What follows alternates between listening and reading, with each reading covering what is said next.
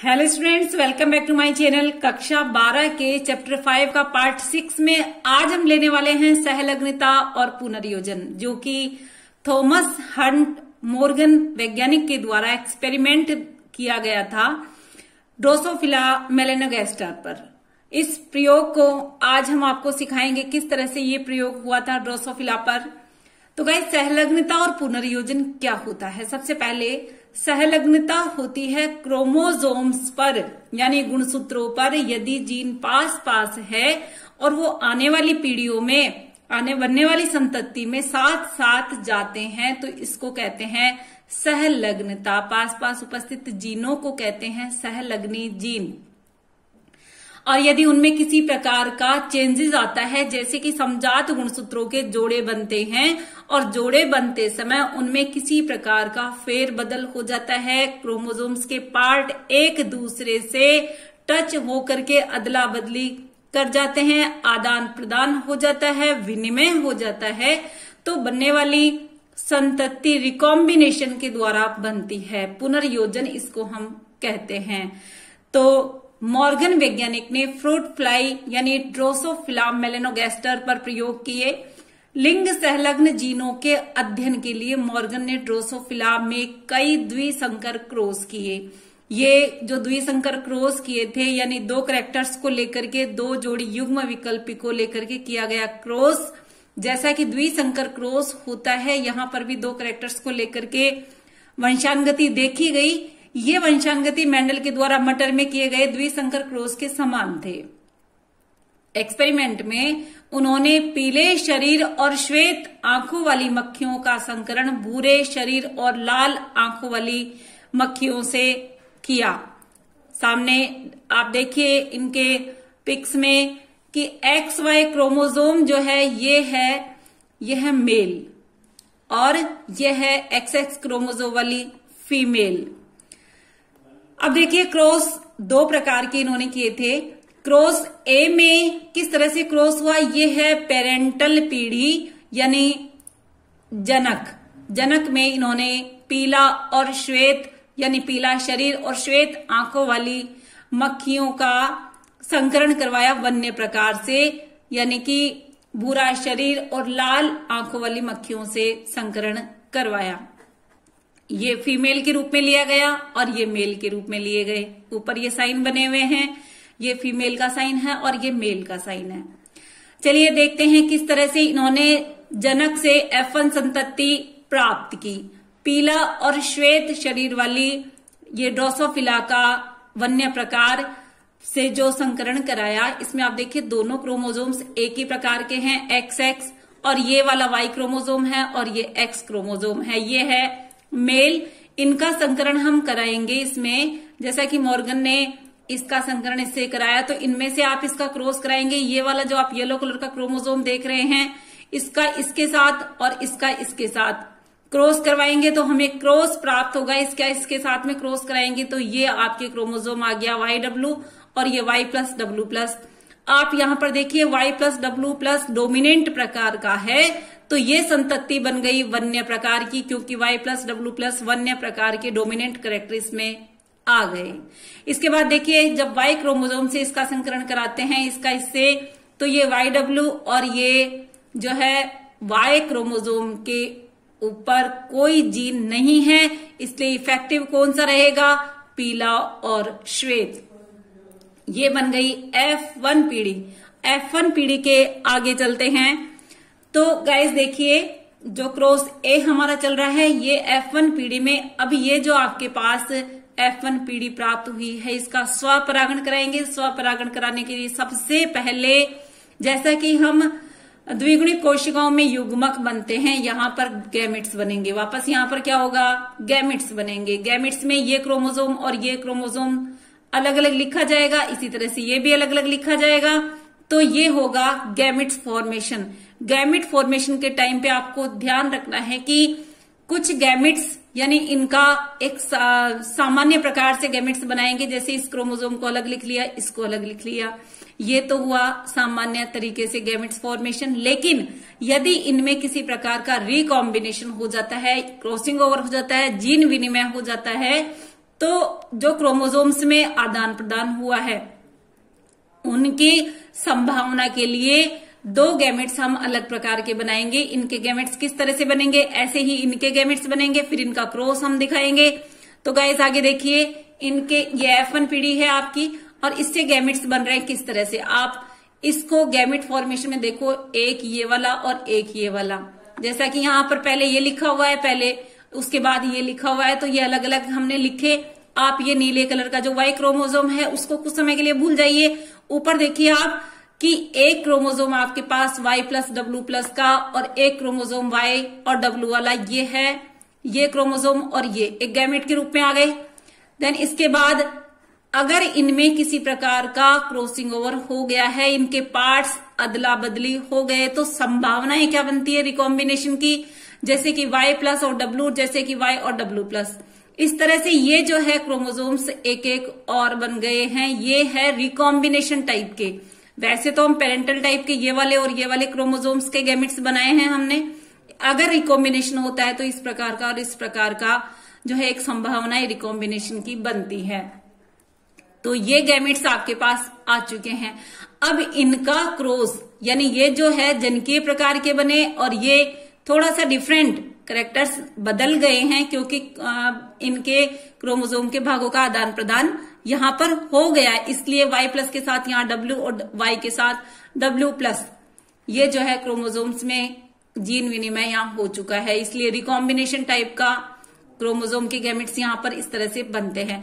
अब आपके पास ये संयोजन, ये जो है इनके गैमेट्स इस तरह से और इस तरह से बने, साथ में संभावना इस प्रकार की भी है, ये वाला और ये वाला भी बना। अब इनका क्रॉस करवाएंगे हम, किससे करवाएंगे, सामने ये जो है Y क्रोमोसोम, पहले इससे क्रॉस करवाएंगे चारों का। तो देखिए ये जो आपके पास जनिकीय प्रकार के गैमेट्स बने, इनका संयोजन हमने इससे करवाया, ये Y क्रोमोसोम यहां लग गया, इसका इससे कराएंगे तो ये बना, इसका इससे कराएंगे तो ये पीढ़ी आपको प्राप्त हुई। F2 पीढ़ी की बात चल रही है यहाँ पे। अब आपके पास ये वाला क्रोमोसोम और बचता है एज ए गैमेट, ये वाला और बचता है, इससे तो आपने क्रॉस करवा दी, ये भी तो गैमेट के रूप में आए हैं, ये गैमेट के रूप में आए हैं, तो ये भी गैमेट के रूप में आए। अब आप इनके साथ क्रॉस करवाएंगे, इस वाले के साथ क्रॉस करवाएंगे, ये नीचे हम क्रॉस बताएंगे। इससे पहले आप ये देख लिए कि ये जो Y क्रोमोसोम है इसके साथ में हमने यहाँ दोनों का क्रॉस करवा दिया, इधर इसका भी क्रॉस करवा दिया। तो आपके पास अब आपके पास ये जो F, अभी हमने केवल Y क्रोमोसोम का क्रॉस करवाया है, अभी हमें ये वाला क्रोमोसोम है इसका और क्रॉस देखना है आगे। तो जस्ट आगे चलिए, इसका ये क्रॉस और देखिए F2 पीढ़ी में, ये आपका वापस Y क्रोमोसोम का यहाँ शो हो रहा है। इसके बाद आगे देखिए ये वाला जो क्रॉस आपको प्राप्त होगा इन चारों गैमेट्स के साथ में, आपका एक ये वाला बचा हुआ था Y क्रोमोसोम के साथ वाला, जो मेल के अंदर क्रोमोसोम है ये वाला बचा हुआ था, तो इसका हमने देखिए आप चारों जगह मिल रहा है आपको ये क्रोमोसोम। आप इन चारों कॉम्बिनेशन के साथ में, ये यहाँ पर Y का लगा हुआ है, इसी के साथ में आपने ये लगा दिया, ये वाला है, इधर ये वाला है, इधर ये वाला है, इनके साथ में Y वाला लगाया था, Y का दूसरा क्रोमोसोम बचा हुआ है वो यहां पर आपने लगा दिया। अब देखिए अगर हम इन संततियों की बात करें तो पेरेंटल टाइप की संततियां कौन सी हुई, ध्यान से देखिए। जनिकीय प्रकार 98.7% और रिकॉम्बिनेशन से बना हुआ प्रकार 1.3%। इसका मतलब है जनकीय संतति के गुण ज्यादा आए हैं F2 पीढ़ी में। ऐसा क्यों हुआ? ऐसा इसलिए हुआ क्योंकि क्रोमोसोम का जो भाग जनक से संतति में आया उसके ऊपर जो जीन थे वो जीन साथ साथ संतति में आ गए।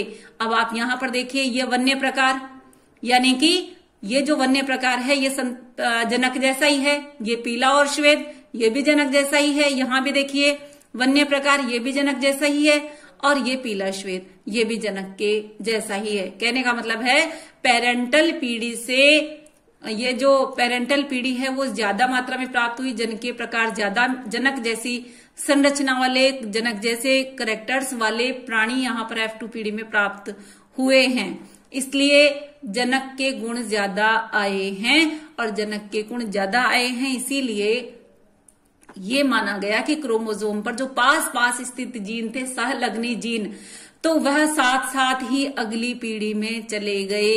इस गुण को कहते हैं सहलग्नता। रिकॉम्बिनेशन कम हुआ है, रिकॉम्बिनेशन कम हुआ है, जो कि 1.3% ही यहां देखा जा रहा है। गाइस समझ में आया होगा। चलिए, ये एक क्रॉस करवाया, इसके बाद उन्होंने दूसरा क्रॉस लिया।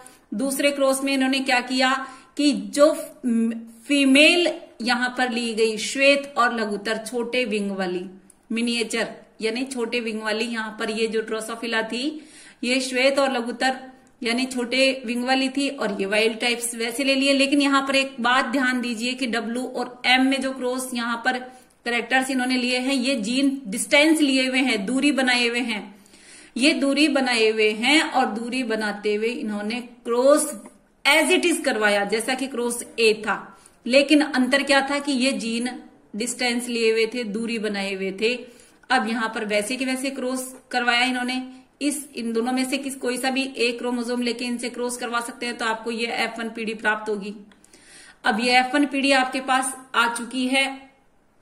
इसका क्रॉस इससे हुआ तो इस तरह से, इसका क्रॉस इससे हुआ तो ये वाली पीढ़ी आपको F1 पीढ़ी प्राप्त हो चुकी है। अब इसके गैमेट्स बनाएंगे, पुनः पहले की भांति गैमेट्स बनेंगे, तो 2 गैमेट आपके पास ये आ जाएंगे और 2 गैमेट इनके बन जाएंगे। लेकिन हमें यहाँ क्या करना है कि इनके रिकॉम्बिनेशन वाले गैमेट्स और बनाने हैं।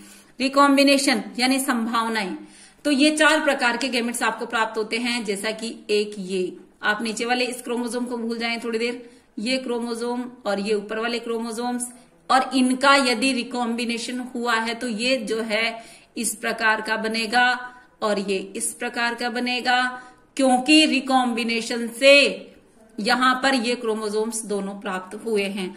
चलिए आगे चलते हैं। वाई क्रोमोसोम्स वाई क्रोमोसोम्स के साथ में इसका यहां पर वापस संकरण कराएंगे। वापस पुनः पहले वाली बात मैं आपको क्लियर कर रही हूं। क्रोमोसोम्स बना लिए, ये क्रोमोसोम्स बना लिए, इनके ये दोनों क्रोमोसोम्स बनाए, इनके पार्ट्स की अदला बदली हो गई, तो यहां पर रिकॉम्बिनेशन टाइप के क्रोमोसोम हमने बना लिए। अब इनका इससे संकरण करवाएंगे। देखिए आप वापस आगे वाली पिक देखिए, इसमें कि ये जो है आपके पास ये आए हैं, ऊपर जो लिखे हुए हैं ये बनाए हुए हैं गैमेट्स, और ये रिकॉम्बिनेशन से बने हुए वाई क्रोमोसोम के साथ में संकरण कराया, तो ये वन्य प्रकार और ये श्वेत लघुतर, इसके बाद ये लघुतर और ये श्वेत। अब इनमें ये देखा गया वाई क्रोमोसोम, केवल वाई क्रोमोसोम का एक यहां पर वाई क्रोमोसोम लिया। इसके आगे की और कंडीशन देख लीजिए। आगे की कंडीशन ये तो अभी हमने देखा ही था। इसका दूसरा क्रोमोसोम है ये वाला जो है क्रोमोसोम, इन चारों गैमेट्स से, इन चारों, ये ऊपर वाले हैं ना, ये गैमेट्स बनाए थे, इनसे पहले तो हमने इस क्रोमोसोम का संकरण करवा दिया, इसके बाद ये वाला क्रोमोसोम और बचता है चारों में। देखिए आप, मैंने चारों में ये बता दिया है कि चारों में इसका संकरण और करवा दिया। देन इसके बाद वापस हम इनका एनालाइज करेंगे कि ये भी वन्य प्रकार, ये श्वेत लघुतर, ये वन्य प्रकार, ये श्वेत लघुतर। लेकिन इनकी परसेंटेज देखिए, इनकी परसेंटेज देखिए गाइस किस तरह से आ रहा है। लास्ट F2 पीढ़ी प्राप्त करने के बाद इनकी जनिकीय संरचना में परसेंटेज देखिए 62.8%, यानी सहलग्नता कम हो गई। क्यों हो गई कम? क्योंकि W+ और M+ ये जो है जीन्स, ये डिस्टेंस बनाए हुए थे, ये दूरी पर स्थित थे, सहलग्न जीन नहीं थे, पास नहीं थे स्थित, इसलिए सहलग्नता की परसेंटेज यहां पर कम हो गई। पेरेंटल पीढ़ी जो प्राप्त हुई है वो कम परसेंटेज में आपको यहां प्राप्त हुई है, और ये रिकॉम्बिनेशन का परसेंटेज यहां बड़ा है क्योंकि रिकॉम्बिनेशन ज्यादा हुआ है। तो आपको समझ में आया होगा कि यदि सहलग्नता लिए हुए हैं, जीन्स पास स्थित है, तो वो पीढ़ी में, अगली संतति में सहलग्नता दर्शाएंगे, यानी कि एज इट इज कंडीशन में आगे पहुंचेंगे। उम्मीद है कि आपको सहलग्नता के बारे में बहुत सारी बातें समझ में आ रही है। अगर समझ में नहीं आई है तो आप मेरे से वापस क्लियर करवा सकते हैं। कमेंट बॉक्स में, कमेंट सेक्शन में कमेंट जरूर करें। चलिए इसके बाद में मैं रिटर्न मैटर में आपको क्लियर करती हूं।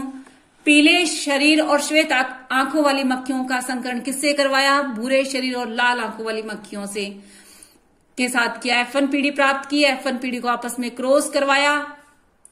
उन्होंने देखा कि ये 2 जीन जोड़ी एक दूसरे से स्वतंत्र विसंयोजित नहीं हुई है। इस लाइन को और अच्छे से समझिए कि जैसा कि मेंडल के नियम में ये देखा गया था कि दो जीन जोड़ी एक दूसरे से स्वतंत्र रूप से विसंयोजित हुई थी और इंडिपेंडेंट असॉर्टमेंट का नियम मेंडल ने दिया था, यानी कि स्वतंत्र अपव्यवन का नियम दिया था। यहां पर ये चीज नहीं हुई है। यहां पर ये जो दो जीन जोड़ी है वो एक दूसरे से स्वतंत्र होकर व्यवहार नहीं कर रही है। अगर स्वतंत्र होकर व्यवहार कर रही होती तो F2PD का अनुपात आता 9331, लेकिन ऐसा नहीं हुआ। और ऐसा नहीं हुआ तो डिफरेंट टाइप का रेशो यहां मिला। इसका मतलब क्या हुआ कि दो जीनों के स्वतंत्र कार्य करने पर यह अनुपात प्राप्त होता है, जो आपको नहीं मिला। चलिए, जीन कहाँ स्थित होते हैं? जीन होते हैं क्रोमोसोम पर स्थित होते हैं। द्विसंकर क्रॉस में दो जीन जोड़ी एक ही क्रोमोसोम में स्थित होती है तो जनिकीय जीन संयोजन का अनुपात अजनिकीय प्रकार से काफी ऊंचा रहता है। दो जीन जोड़ी एक क्रोमोसोम में स्थित होती है तो जनिकीय जीन संयोजन का अनुपात अजनिकीय से काफी ऊंचा होता है। कहने का मतलब है कि जो संतति बनेगी वो जनक जैसी बनेगी। मॉर्गन ने इसका कारण दो जीनों का भौतिक संयोग या जुड़ा हुआ होना बताया। गाइज, आपको इस चीज को बहुत अच्छे से समझना है।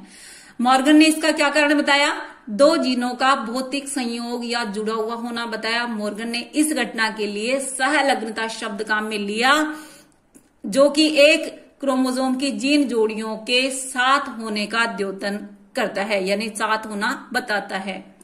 अजनिकीय होंगे जीन संयोजन तो उसको हम कहेंगे रिकॉम्बिनेशन। अगर अजनिकीय होंगे, पेरेंटल जैसे नहीं होंगे, तो उसको कहेंगे रिकॉम्बिनेशन। क्रोमोसोम में स्थित होने पर भी कुछ जीन जोड़ी में अधिक सहलग्नता थी। जैसा पीला और श्वेत वाला जो आपने एग्जाम्पल लिया, इसमें बहुत अधिक सहलग्नता थी। पीली और श्वेत जीन जोड़ी में लिंग सहलग्नता अधिक थी और पुनर्योजन 1.3% था, जबकि श्वेत और लघु पंख जीन का पुनर्योजन 37.2% था। 37.2% था, अर्थात इसमें संलग्नता कम थी। मॉर्गन के शिष्य एल्फ्रेड स्टीवेंट ने एक क्रोमोसोम के जीन युग्मों की पुनर्योजन आवृत्ति को जीनों के बीच की दूरी का माप मानकर क्रोमोसोम में इनकी चित्र के लिए, इनकी स्थिति को क्लियर करने के लिए रिकॉम्बिनेशन मैप बना दिए। बात समझ में आ रही होगी कि किस तरह से सहलग्नता पीले और श्वेत जोड़ी में अधिक थी और दूसरी जोड़ी में संलग्नता कम थी। इसीलिए रिकॉम्बिनेशन का मिनिएचर वाला जो एग्जाम्पल आपने क्रॉस बी लिया था, उसमें पुनर्योजन अनुपात 37% था, जबकि पीला और श्वेत वाला क्रॉस ए करवाया, उसमें रिकॉम्बिनेशन का अनुपात 1.3 ही था। इसका मतलब है कि रिकॉम्बिनेशन बी क्रॉस में ज्यादा हुआ, संलग्नता ए क्रॉस में ज्यादा थी। इसी को आधार मान करके मॉर्गन के जो शिष्य थे एल्फ्रेड स्टीवेंट ने, इन्होंने इन जीन युग्मों की रिकॉम्बिनेशन आवृत्ति को देखा, उनके बीच की जीनों के बीच की दूरी को देखा और इन्होंने रिकॉम्बिनेशन मैप बना दिए। गाइस, चैनल को सब्सक्राइब नहीं किया है तो सब्सक्राइब करें, लाइक करें, शेयर करें। Thanks for watching.